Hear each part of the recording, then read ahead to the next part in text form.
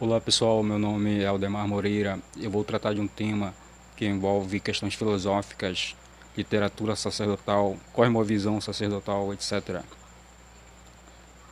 Eu escolhi esse tema porque ele é bastante famoso, é bastante conhecido e que vai servir de exemplo para tentarmos entender o que seria a cosmovisão sacerdotal.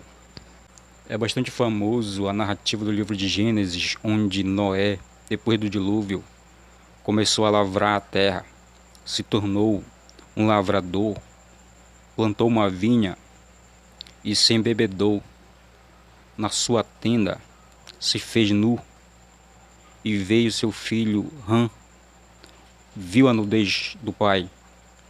Seu filho Ram, ou Cão, como é bastante conhecido, chamou seus outros irmãos, no caso Jafé e Sem, e os outros dois irmãos recuaram de costa para o pai e cobriram a nudez do pai.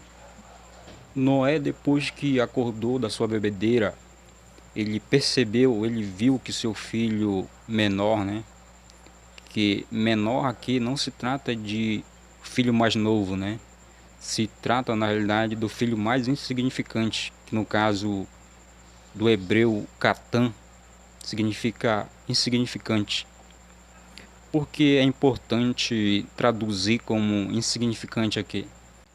Se no caso a narrativa estivesse enfatizando que seria na realidade o filho menor, no sentido de sendo mais novo, a narrativa estaria enfatizando uma ordem genealógica, o que não é verdade. Por quê? Porque a ordem genealógica ela é ambígua.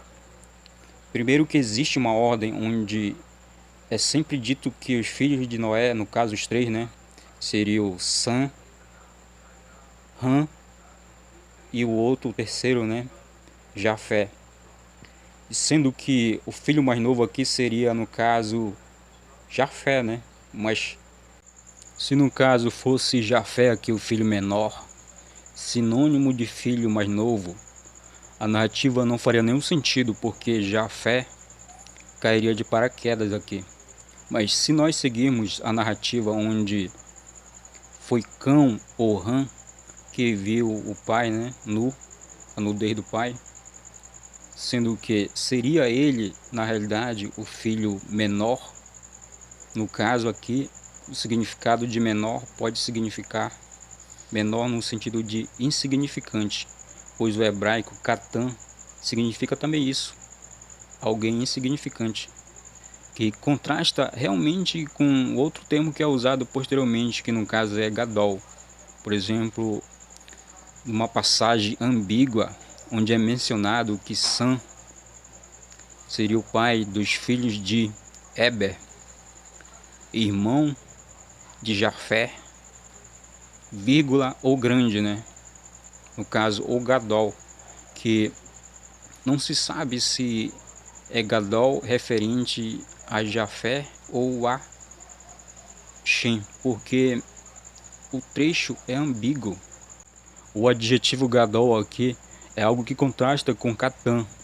Gadol significa grande, é o mesmo sentido de Alexandre ou grande. É um título, né?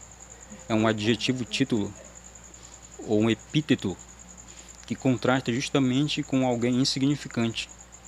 Contrasta justamente com o filho insignificante mencionado anteriormente. Que não só Cã viu a nudez do pai, mas também ele realizou a ação.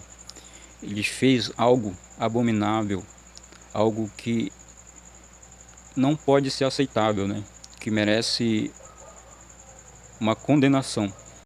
Noé acorda do seu vinho e percebe e vê o que seu filho insignificante, no caso seu filho menor insignificante, fez.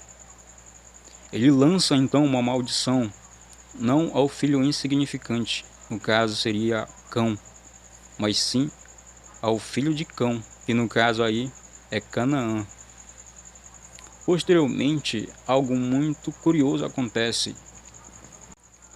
Noé não só chama Canaã irmão de Jafé, como também de Shem. Por quê? Porque quando ele amaldiçoa no sentido de ser escravo tanto de Jafé quanto de Shem, sendo que os irmãos aí que ele se refere é na realidade tanto a Jafé quanto a Shem, porque de fato não se trata aqui dos irmãos de Cão, outros filhos de Ram, por exemplo, mas sim se trata aqui dos filhos de Noé. Ora, mas Canaã não seria filho de Cão? Por que que a narrativa está dizendo aqui que Canaã é irmão de Jafé e de Shem, sendo que esses dois são filhos de Noé, sendo que tanto Jafé quanto Shem seriam irmãos de Canaã? A narrativa aparentemente é bem simples, mas quando vamos perceber, ela é bastante complicada na realidade, porque existem sentidos que não são enfatizados na própria narrativa. Por exemplo, o sentido de nudez. O que significa ver a nudez aqui? Lá em Levíticos, nudez está associada à cópula, isto é, ao ato sexual. Então, o significado de ver a nudez aqui, ela só pode ter o sentido de ver a nudez como alguém estando nu. O ato terrível que o filho de Noé fez não é ver a nudez, mas sim a cópula, porque é mencionado que existe um ato na narrativa. É mencionado que a nudez do pai é a nudez da mulher do pai, isto é, da esposa. Esposa aqui não significa propriamente uma mulher no sentido que nós entendemos como esposa. Nós modernos entendemos, não. Se trata, na realidade, da parte feminina. O que é a parte feminina de Noé, por exemplo? A parte feminina de Noé é a terra. Tanto é verdade que em muitas passagens diz, por exemplo, que existe a nudez da terra. Por outro lado, existem os espias da terra. Os espias estão associados a ver a nudez da terra.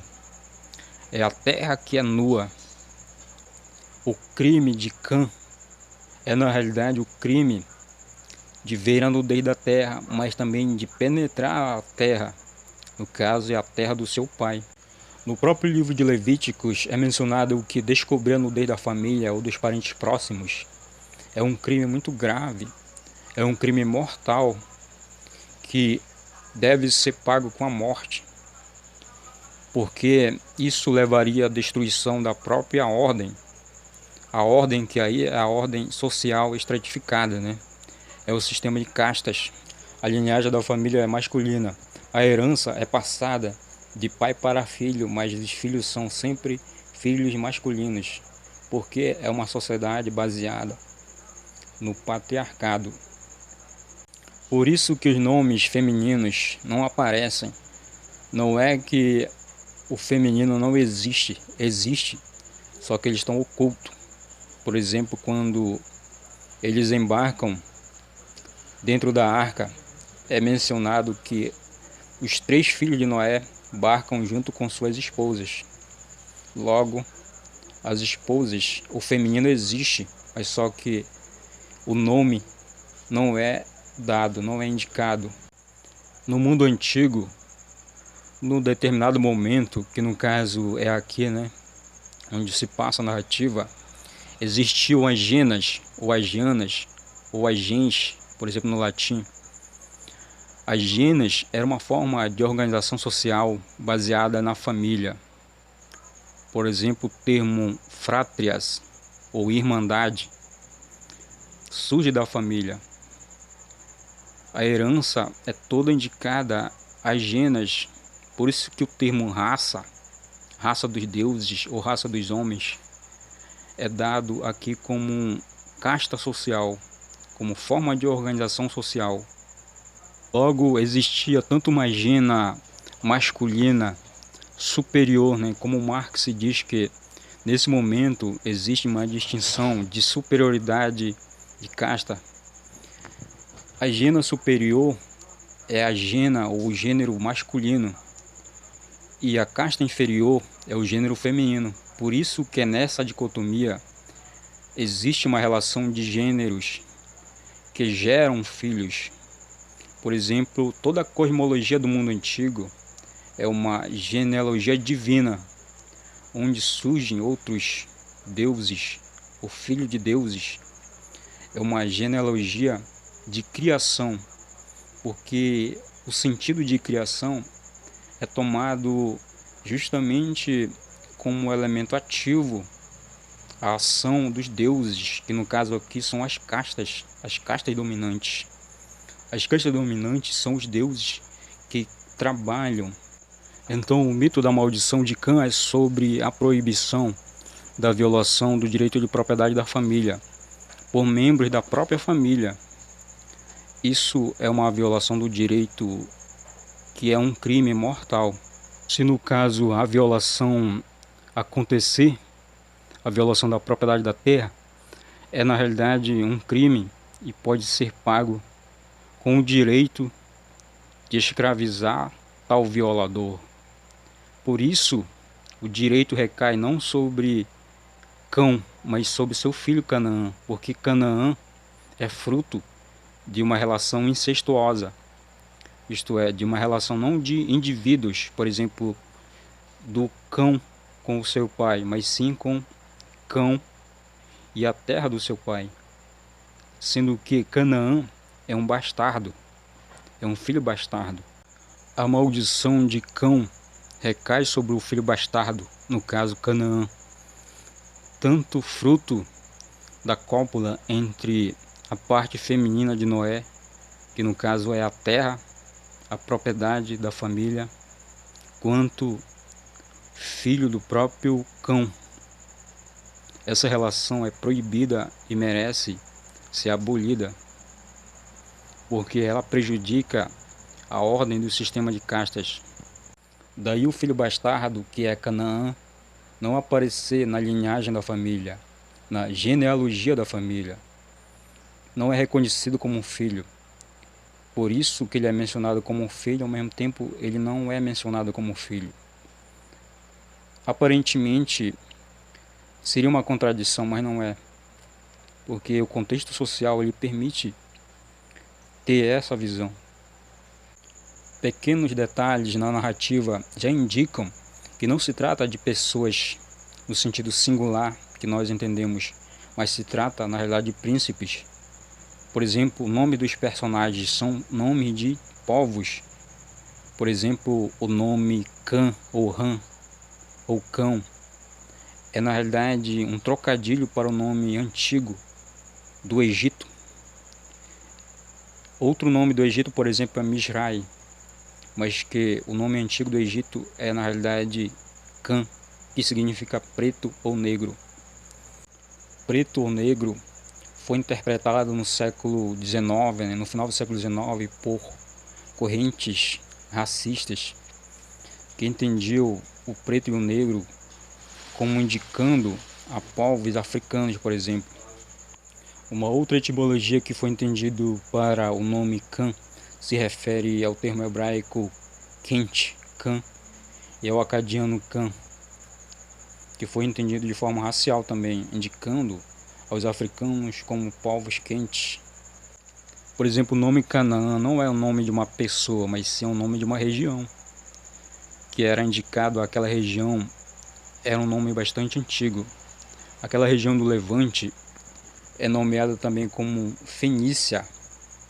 Aliás, Fenícia é outro nome para aquela região, que advém do grego. Por isso que no Antigo Testamento não é mencionada de forma nenhuma o termo Fenícia.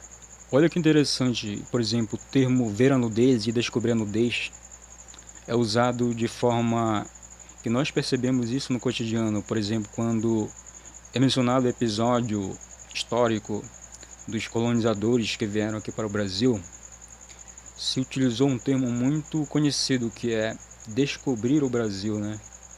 Descobrir, aí o verbo é usado no sentido de colonização, né? De ver a nudez das terras que existiam aqui. O mito da maldição de Cão não é sobre relação sexual entre duas pessoas, mas sim é sobre dominação, é sobre colonização, é sobre guerras, conquistas. Não é à toa que esse mito é tão relevante para a cultura europeia, por exemplo. Se fosse uma relação entre duas pessoas, né, no caso uma relação sexual, né, seria totalmente absurda, porque o contexto histórico antigo ele não permite existir o individualismo. Não existe individualismo no mundo antigo. Individualidade existe dentro da comunidade que é baseada na família, nas gens.